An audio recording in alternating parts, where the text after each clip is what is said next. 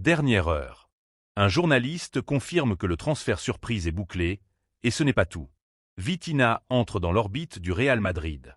Analyse des détails et de bonnes nouvelles lors de l'entraînement de préparation pour le prochain match. Bonjour, supporters madrilènes. Avant de commencer, abonne-toi à la chaîne, laisse ton like et active les notifications afin de rester toujours bien informé de tout ce qui se passe dans le plus grand club du monde. Merci beaucoup. Le dimanche 8 février prochain, le Real Madrid aura un déplacement délicat à Mestalla pour affronter Valence, dans le cadre d'une nouvelle journée de la compétition nationale.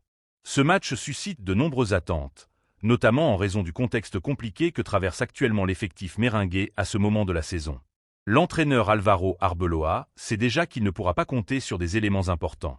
Jude Bellingham et Eder Militão sont toujours pris en charge par le service médical, tandis que Vinicius Junior est suspendu et manquera la rencontre. 3 absences majeures qui affectent directement la structure de l'équipe, aussi bien au milieu de terrain que dans les secteurs défensifs et offensifs. Cependant, tout n'est pas négatif à Valdebeba. Le Real Madrid envisage la possibilité de disposer de 2 voire 3 renforts pour le match à Valence. Les joueurs concernés sont Antonio Rüdiger, Trent Alexander-Arnold et Ferland Mendy, qui se trouvent dans la phase finale de récupération de leurs problèmes physiques respectifs. Les 3 ont franchi une étape importante la semaine dernière en reprenant l'entraînement avec le groupe. En interne, il existait même l'espoir que Rüdiger et Trent puissent être convoqués pour le match contre le Rayo Vallecano. Toutefois, le staff technique a choisi la prudence et a préféré les préserver afin d'éviter tout risque de rechute. Trent apte à figurer dans la liste des convoqués d'Arbeloa face à Valence, avec de réelles chances de jouer, que ce soit comme titulaire ou en cours de match. Mendy, de son côté, reste une incertitude, mais il n'est pas écarté et pourrait surprendre en apparaissant parmi les options pour le choc à Mestalla.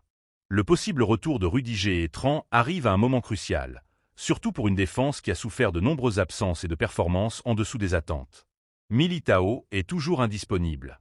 Asensio joue en serrant les dents avec des douleurs physiques, et Huijsen n'a pas encore totalement répondu aux attentes placées en lui. L'arrivée de Rüdiger apporterait davantage de solidité, de leadership et d'expérience au secteur défensif. De plus, si Trent Alexander-Arnold est en mesure de jouer, l'impact tactique serait immédiat.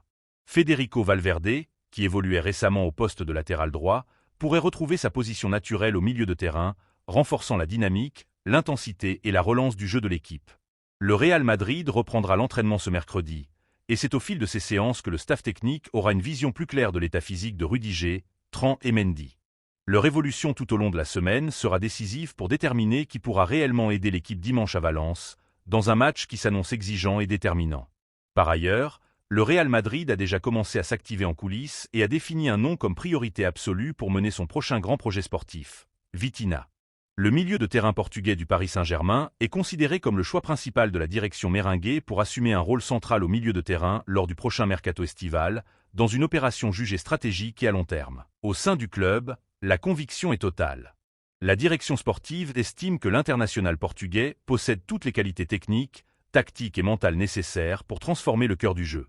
Après des mois d'observation, d'analyse approfondie et de rapports très positifs du département technique, Vitinha est identifié comme le seul joueur sur le marché capable d'hériter progressivement de la vision du jeu, de l'intelligence positionnelle et de la maîtrise du tempo qui ont marqué l'ère Luka Modric au Santiago Bernabéu. Des informations internes indiquent que l'entourage du joueur aurait déjà envoyé des signaux favorables à une possible sortie de Paris. Le désir de porter le maillot blanc et d'assumer un rôle de leader à Madrid est perçu comme un facteur déterminant pour accélérer les plans du club espagnol, qui recherche un milieu créatif capable d'organiser le jeu, de diriger la circulation du ballon et d'apporter de la fluidité à l'attaque placée. Selon l'analyse du Real Madrid, Vitinha représente la pièce manquante pour offrir plus de cohésion, d'équilibre et de créativité au milieu de terrain actuel. Malgré la présence de joueurs très physiques et intenses, l'évaluation interne souligne l'absence d'un véritable chef d'orchestre, capable de dicter le rythme des matchs, de contrôler les temps du jeu et d'améliorer considérablement la qualité de la sortie de balle sous pression. Sa polyvalence, sa lecture du jeu et sa capacité à occuper différents rôles au milieu font de Vitinha une priorité absolue dans la planification sportive de la saison 2026. Le club vise un saut qualitatif qui permettra à l'équipe de dominer ses adversaires par la possession, l'organisation collective et la créativité dans le dernier tiers du terrain, des caractéristiques parfaitement compatibles avec le profil du Portugais. La direction madrilène est néanmoins pleinement consciente des difficultés liées à la négociation. Saint-Germain n'a aucune intention de faciliter le départ de l'un de ses joueurs majeurs. La position officielle du Parc des Princes est ferme. Vitinha est intransférable et aucun prix n'a été fixé.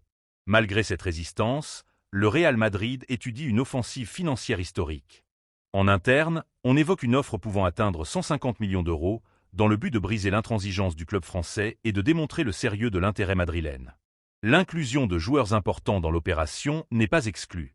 Des noms comme Eduardo Camavinga ou Arda Güler circulent comme possible monnaie d'échange afin de réduire l'impact financier, d'autant plus que Vitinha est sous contrat avec le PSG jusqu'en juin 2029.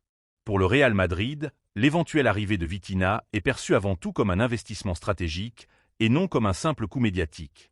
Le club estime essentiel de sécuriser un joueur capable de supporter la pression, de trouver des espaces entre les lignes et de distribuer le jeu avec précision afin de rester compétitif au plus haut niveau européen pour la prochaine décennie. Par ailleurs, le nom d'Enzo Fernandez a refait surface dans les bureaux du Real Madrid, avec un détail qui a attiré l'attention de la direction. Le milieu de terrain de Chelsea aurait proposé ses services au club madrilène par l'intermédiaire de ses agents, exprimant clairement son désir de porter le maillot blanc. Champion du monde avec l'Argentine, il considère le Santiago Bernabéu comme le cadre idéal pour franchir un nouveau cap dans sa carrière. Selon la presse espagnole, Enzo aurait confié ce rêve à des proches, dont Franco Mastantuono, son compatriote, joueur du Real Madrid et coéquipier en sélection. Son sentiment est clair. Il souhaite quitter Londres et voit le Real Madrid comme la destination parfaite pour devenir un acteur majeur du football européen. Le principal obstacle reste toutefois financier.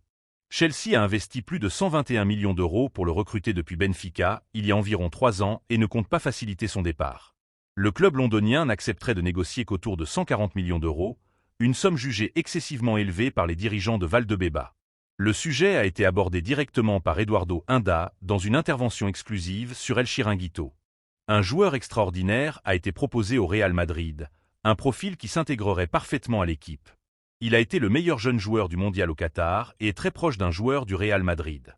Il s'agit d'Enzo Fernandez, très lié à Mastantuono. Il est à Chelsea et il en a assez de Londres. Pour un Argentin, avec autant de pluie, Londres n'est pas un endroit très attirant. Son grand rêve est de jouer au Real Madrid.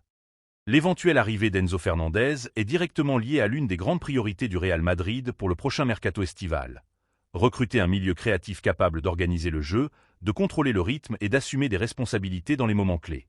Depuis le départ inattendu et douloureux de Toni Kroos il y a 1 an et demi, l'équipe a perdu des repères dans l'entrejeu, avec des conséquences sportives évidentes, laissant échapper 4 des 6 principaux titres disputés durant cette période. La direction avait espéré que Camavinga et Fede Valverde puissent se partager ce rôle d'organisateur, mais l'expérience n'a pas été concluante. Ceballos, depuis l'ère Ancelotti, n'a jamais apporté le supplément nécessaire pour s'imposer comme titulaire indiscutable. Arda Güler, malgré son immense talent, est encore considéré comme trop offensif pour diriger le milieu. Face à ce constat, le consensus interne est clair. Faut-il se tourner vers le marché pour recruter un milieu de classe mondiale ? C'est dans ce contexte qu'émerge le nom d'Enzo Fernandez. À 25 ans, l'Argentin est un pilier de Chelsea et de la sélection championne du monde. Il s'agit d'un joueur complet, doté de qualités techniques, d'intensité, de vision du jeu et de personnalité pour diriger le milieu dans les grands rendez-vous. Ce n'est pas un hasard s'il figurait parmi les joueurs les plus convoités de la planète lors de son départ de Benfica, obligeant Chelsea à dépenser une somme comparable à celle investie par le Real Madrid pour Jude Bellingham.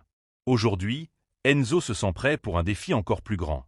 L'idée de mener le milieu du Real Madrid le séduit, et son souhait est désormais connu officiellement du club par l'intermédiaire d'un intermédiaire bien connecté à Stamford Bridge et au Santiago Bernabéu. Malgré tout, l'obstacle financier demeure considérable. L'exigence minimale de 140 millions d'euros inquiète les dirigeants madrilènes. Le club sait qu'un investissement majeur sera nécessaire l'été prochain, mais les montants à 3 chiffres continuent de susciter prudence et hésitation à Valdebeba. Sur le plan sportif, en revanche, aucun doute n'existe. Enzo Fernandez correspond parfaitement au profil recherché.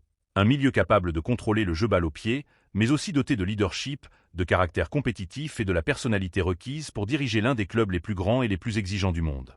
Le rêve existe, l'intérêt est réel, et désormais tout dépendra des mouvements du marché dans les mois à venir.